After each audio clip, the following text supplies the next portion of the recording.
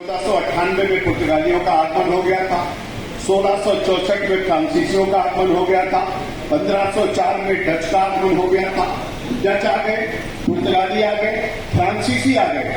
और जब लोक माता अहिल्याबाई का जन्म हुआ उससे 125 साल पहले यानी 17वीं शताब्दी में 1601 में हमारे यहाँ ईस्ट इंडिया कंपनी यानी अंग्रेजों का भी आगमन 125 साल पहले हो गया था।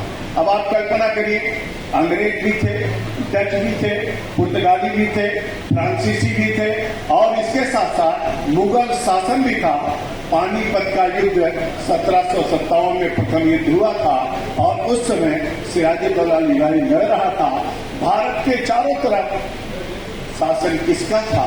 अगर आप देखेंगे तो आपको पता चलेगा मेरा भारत पूरी तरीके से पतलित होता हुआ भारत दिख रहा था। मंदिर तोड़े जा रहे थे, 41,000 मंदिर तब तक तोड़े जा चुके थे जब अहिल्याबाई का जन्म हुआ।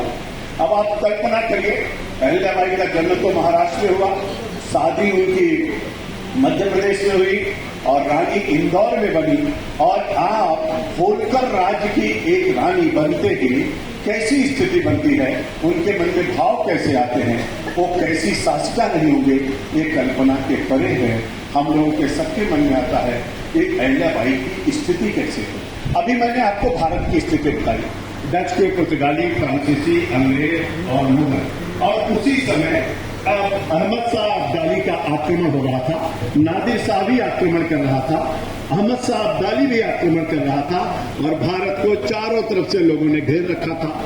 और उसी बीच में 12 साल की अवस्था में उनकी शादी होती है होलकर साम्राज्य के राजकुमार से और खांडे राव से उनकी शादी होती है।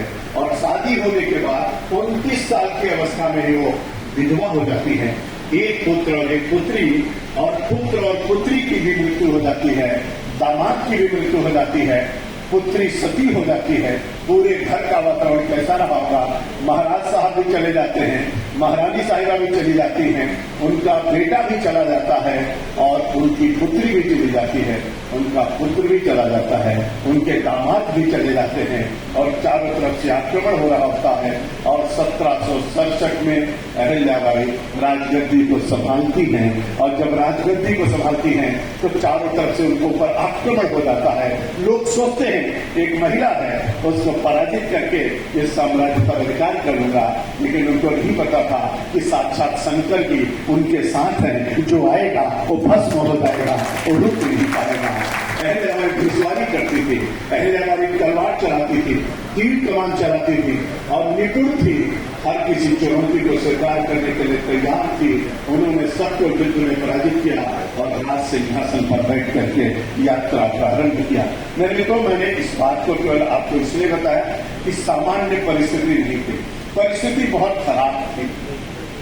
चारों तरफ से होलकर साम्राज्य घिरा हुआ था और उस घिरे हुए साम्राज्य में भी उनकी संकल्प शक्ति देखिए और कैसी स्थिति थी। अभी सुनील जी बोल रहे थे, मैं आपसे कहना चाहता हूं, आज गुरु शंकराचार्य ने 4 धामों का निर्माण किया। वो 4 धाम कौन से हैं? तो पूरब में पुरी है, जगन्नाथपुरी जिसको कहते हैं। दक्षिण में जाओगे तो रामेश्वरम है, आप गुजरात जाओगे तो द्वारिकाधीश है और जब आप हमारे उत्तराखंड जाओगे तो आपको बद्रीनाथ मिलेंगे। आप कल्पना करिए, इंदौर कहाँ है, रामेश्वरम कहाँ है, जगन्नाथपुरी कहाँ है और द्वारिका कहाँ है और हमारे आपके बद्रीनाथ कहाँ है। जब आप इसकी कल्पना करते तो मैं आपको एक बात कहना चाहता हूँ। यहाँ बैठे हुए लोग जरा सोचिए कि यात्रा कितनी कठिन थी और उस समय लोक माता इंदौर में बैठी थी और इंदौर में बैठे बैठे 1918 किलोमीटर इंदौर से दूरी अगर गूगल पर सर्च करोगे तो 1918 किलोमीटर दूर रामेश्वरम है।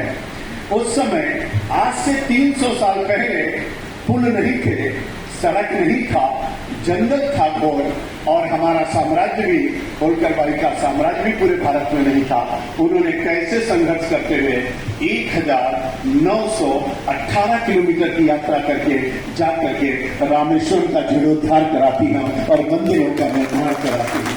आप कल्पना मेरे मित्रों, अब जरा इंदौर से दूसरी दूरी देखिए, जगन्नाथपुरी पूरब में जाइए, जिसको हम लोग पुरी धाम कहते हैं। जगन्नाथपुरी की दूरी कितनी थी? 1394 किलोमीटर इंदौर से दूरी हमारे जगन्नाथपुरी की है।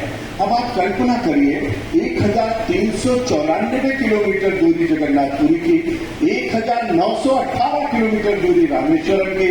अब आप सोच रहे होंगे कि हमारे यहाँ से द्वारिका की दूरी कितनी थी और बद्रीनाथ की दूरी कितनी थी? कि इंदौर से बद्रीनाथ की दूरी 1273 किलोमीटर और द्वारिकाधीश की दूरी 883 किलोमीटर। आप कल्पना करके देखिए, इन चारों धामों में इतनी दूर होने के बावजूद भी उन्होंने कैसे निर्माण किया होगा। उनकी संकल्प शक्ति देखिए, उनकी इच्छा शक्ति देखिए और उनकी बहादुरी देखिए। और उन्होंने तय किया, संकल्प लिया कि जितने मंदिर हमारे टूटे हैं, जितने मंदिर टूटे हैं, उनका सबका हम जीर्णोद्धार करेंगे। एक महिला इंदौर में कनेक्ट करके भारत के सभी मंदिरों का जीर्णोद्धार कराने का संकल्प लेती है, स्वाभिमान के साथ, सत्य के साथ और संकल्प शक्ति के साथ। मेरे मित्रों, आप सब लोग जानते हैं, हमारे यहाँ 7 पुरियों के बारे में कहा गया। वो 7 पुरी, अगर संघ की शाखा में आप लोग गए होंगे तो हमारे यहाँ 7 पुरी बताया गया। वो 7 पुरी कौन कौन सी है? अयोध्या, मथुरा, माया, काशी, कांची, अवंतिका, पुरी, द्वारवती, जय सप्तेत मोक्षदायिका। ये 7 पुरियां बताई गई हैं और 7 पुरी की दूरी कितनी है? आप कल्पना करके देखो, बैठे बैठे जरा विचार करके देखो, इन 7 पुरियों का, जिनको आक्रांताओं ने तोड़ दिया था, जिनको नष्ट कर दिया था, उन 7 पुरियों का जीर्णोद्धार कराने का काम उस समय। अब यहां से मल्लिकार्जुन कितना दूर होगा? यहां से कांचीपुरम कितना दूर होगा? तो कांचीपुरम इंदौर से 1454 किलोमीटर दूर कांचीपुरम है। अब कांचीपुरम 1454 किलोमीटर दूर है और यहां से हरिद्वार जाओगे तो इंदौर से कितना दूर होगा? मथुरा आओगे तो कितना दूर होगा? 674 किलोमीटर दूरी होगी।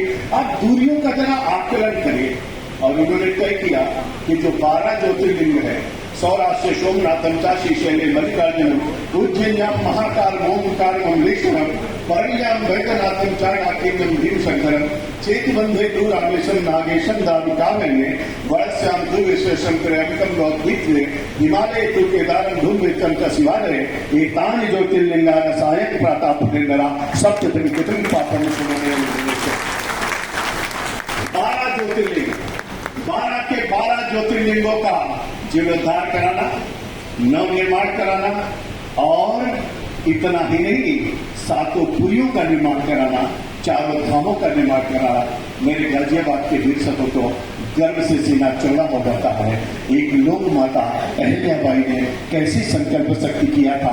उनके इंदौर से भगवान श्री राम का अयोध्या कितनी दूर है?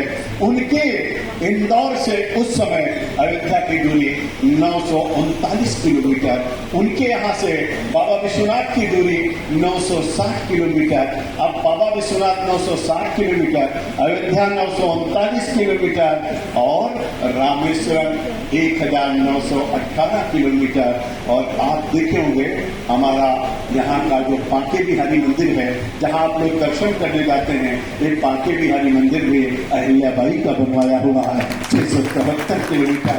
और जो आप घाट सुनते होंगे, वो घाट का निर्माण, जो आप कालियानाग घाट सुने होंगे, कालियानाग घाट जाएंगे तो कालियानाग घाट का भी निर्माण अहिल्याबाई ने बनवाया। और मथुरा में एक दूसरा घाट है जिसको चीरहरण घाट कहा जाता है, वो भी अहिल्याबाई ने ही बनवाया। और बाबा विश्वनाथ, काशी में भगवान शिव की स्थापना उन्होंने किया। आप सबको पता है, गंगा निकलती तो गंगोत्री से है, लेकिन गंगा रहती कहाँ पर है? तो आपको जानकारी होगी, जब सर्च करोगे तो पता चलेगा, गंगा मैया काशी में निवास करती हैं और गंगा बाबा के जटा से निकलती हैं। बाबा भी वहां रहते हैं, माँ भी वहां रहती हैं, लेकिन बाबा को देखने के लिए माँ तरसती रहती है और माँ को देखने के लिए बाबा तरसते रहते हैं। अहिल्याबाई ने शिवलिंग की स्थापना कर दिया, पूजन प्रारंभ करा दिया। अब मैं आपसे कहना चाहता हूँ, लोग सोचते हैं, लोगों के मन में कल्पना होगी